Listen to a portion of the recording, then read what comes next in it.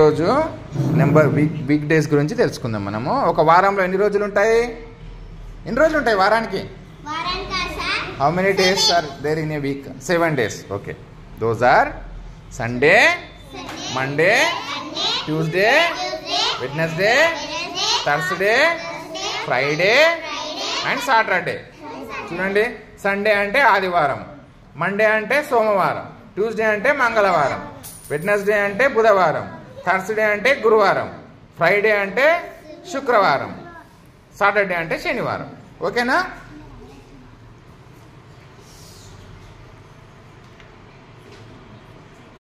చూడండి అన్న, సండే తర్వాత ఏమొస్తుంది? మండే తర్వాత, ట్యూస్డే తర్వాత, వెడ్నెస్డే తర్వాత, థర్స్డే తర్వాత, ఫ్రైడే తర్వాత, మళ్ళీ సాటర్డే తర్వాత ఏమొస్తుంది? సండే. మళ్ళీ సైకిల్ ఇట్లే తిరుగుతుంటది.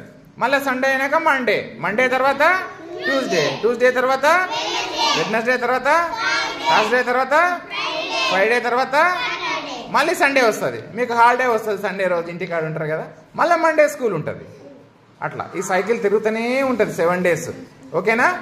ఇంకొకటి, సండే కన్నా తర్వాత వచ్చే రోజులు తెలుసుకున్నాం. మరి బిఫోర్ ఏమొస్తుంది చూడండి. సండే కన్నా ముందు ఏముంటుంది? సాటర్డే కన్నా ముందు ఫ్రైడే కన్నా ముందు థర్స్డే కన్నా ముందు వెడ్నెస్డే కన్నా ముందు ట్యూస్డే కన్నా ముందు మండే కన్నా ముందు. Very good.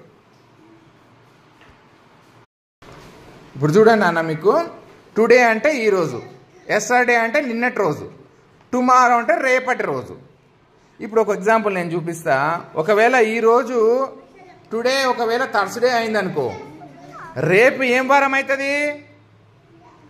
ఫ్రైడే అవుతుంది. రేపు టుమారో ఏమవుతుంది? ఫ్రైడే.